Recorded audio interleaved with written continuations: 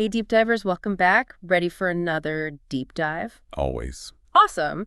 Today we're going to be digging into something I think a lot of us can relate to, shyness. For We sure. got a ton of articles from you all about it, so let's jump in. Sounds good. Yeah. One thing that's interesting about shyness is that people often confuse it with being introverted, but they're not really the same. Oh, interesting. Okay, what's the difference then? Well, introversion and extroversion are more about like where you get your energy from. So introverts recharge when they're alone, and extroverts, they get energy from being around other people. But shyness, that's more about feeling, I don't know, uncomfortable or scared in social situations. So you could be an introvert who loves hanging out with their close friends, but then totally freezes up at like a networking event. Totally. Or you could be an extrovert who loves parties, but you get shy when you have to like give a presentation or something. It's definitely not as simple as it seems. Huh. I'm already rethinking some things. I always thought those terms were basically the same thing. Yeah, it's a common misconception for sure. Okay, so then what is shyness exactly? Like, how do we define it? Well, one of these articles you shared, I think it was from helpguide.org, had a Yeah. pretty good definition. They said shyness is that feeling of awkwardness or nervousness around other people. Like you're constantly worried about what they're thinking about you. Oh, yeah, tell me about it. That little voice in your head that's like, don't say anything stupid. Exactly. And sometimes that voice can get so loud that it prevents you from even trying. Ugh, the worst. So is it just in our heads then? Yeah. Or is shyness like a real thing? Oh, it's definitely real. And it's not just some random personality quirk either. It could be because of your genes, how you were raised, past experiences even, like a whole bunch of things. So like if you had a really embarrassing moment back in high school, that could actually make you more shy as an adult. Absolutely. Our brains tend to hold on to those kinds of memories, the ones with strong emotions attached, and they can definitely affect how we interact with others down the road. Wow. Okay, that's actually really eye-opening. So where do we go from here? Like, how do we start to unravel all this? Because I'm seeing so many tips in these articles, and I don't even know where to begin. Well, one really interesting idea I came across is something called enclothed cognition. It's this idea that what we wear can actually influence our thoughts and behaviors. Wait, really? So you're saying if I put on a certain outfit, it can make me feel more confident? Yeah. Think about it. Yeah. When you wear something that makes you feel good, like you look good, you probably stand a little taller, maybe even project your voice more, right? Yeah, that's so true. I never thought about it like that, but yeah, it makes sense. It's almost like you're putting on a different version of yourself, like an actor getting into character. And that change in your physical presence can actually lead to a change in your mindset, too. So it's not about just looking good. It's about like feeling good and letting that confidence shine through. Exactly. One of the articles even suggested creating a style inspiration board, like visual representation of the most confident version of yourself. Oh, I love that. I'm a very visual person, so that really speaks to me. But clothes are just one part of it, right? What about like actually talking to people? That's the part I always struggle with. Yeah, well, like with any skill, conversation takes practice.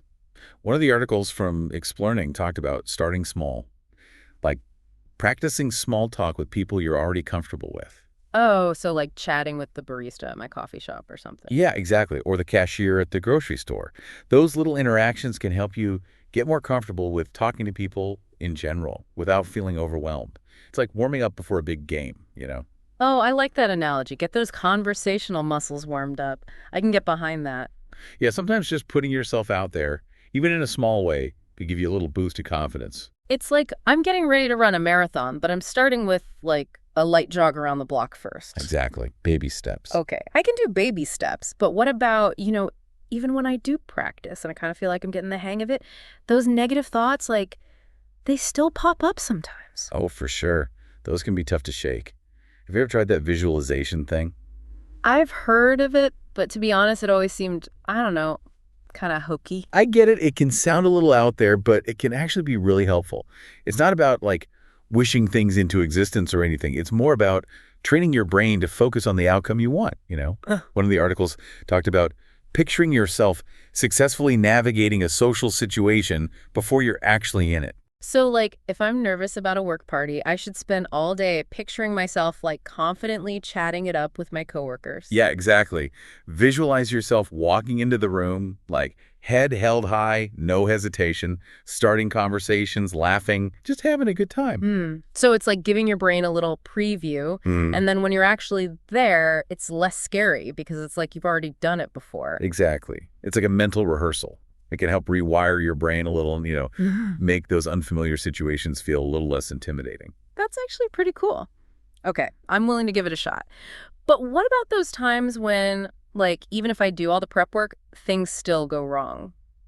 Like, what if I completely blank on someone's name or I, like, spill my drink on them? Okay, well, first of all, remember that spotlight effect we talked about? Oh, yeah, that feeling that everyone's watching your every move. Yes. It's so easy to get caught up in that. But the truth is, most people are so worried about themselves that they probably won't even notice those little slip-ups. Yeah, you're right. I know I'm way harder on myself than I am on other people. Exactly. And even if someone does notice, it's not the end of the world. We're all human, we all make mistakes, and that's where that idea of a rejection journal can come in handy. Oh, right, right. One of the articles mentioned that. How's that supposed to work? It's super simple, but it can be surprisingly effective.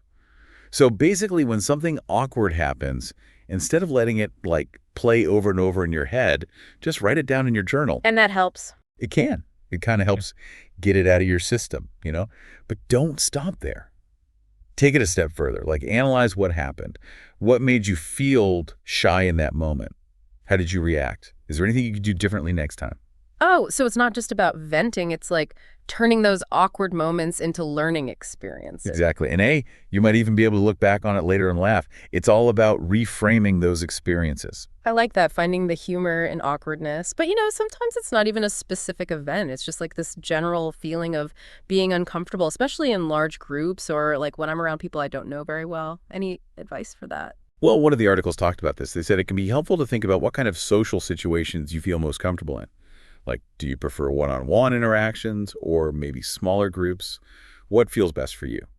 Yeah, I definitely do better in smaller settings. Like when it's just a few people, I feel like I can actually relax and be myself. And that's great. Recognizing your comfort zone is so important. It's not about avoiding all social situations. It's about being more strategic. Hmm. So, instead of forcing yourself to go to a huge party where, you'll feel drained, maybe try joining a club or a group that aligns with your interests. Yeah, that makes a lot of sense. Find your people, find your tribe. Exactly. It's all about finding where you thrive, right? And it's interesting. One of these articles actually made me rethink this whole idea of shyness being a bad thing. Oh, really? Yeah. Okay, how? So, Well, there's this like societal expectation. You're supposed to be outgoing and you're supposed to be super charismatic. But the truth is, shy people have so many amazing qualities. yeah, like what? Well, they tend to be really good listeners. They're thoughtful. They don't just put themselves out there. They're more reserved. And they build trust slowly, but it's like a very genuine trust. So it's like they're not just skimming the surface, they're really paying attention, taking it all in. Exactly. And one of the articles even mentioned like a lot of really famous creative people, artists, writers, thinkers, they were known for being shy or introverted. Yeah. Like they used that quiet observation to their advantage. Wow, so it's like instead of seeing shyness as a weakness, it can actually be a strength. Yeah, exactly. It's all about how you look at it, right? And honestly, the world needs all types, right? We need the people who love being the center of attention, and we need the people who are more comfortable blending into the background. It's about balance. Like all those different personalities make the world a more interesting place. I love that. It's like embracing all those different colors. Exactly. Okay, so for anyone listening who's maybe feeling stuck in their shyness, any final words of wisdom? Just be kind to yourself. Huh. Don't compare yourself to other people or try to fit into some mold. Hmm. Just embrace who you are. Work on the things you want to work on. And remember that personal growth is a journey. It's a journey. I love that. Not a destination. Exactly. Okay, well said. Well, deep divers, we've reached the end of our deep dive into shyness. Hopefully you're feeling a little more informed and maybe even a little bit more empowered. It's been great chatting with you about this. And remember, if shyness were a superpower, what would yours be? Think about it. Mm-hmm. Until next time. Deep divers.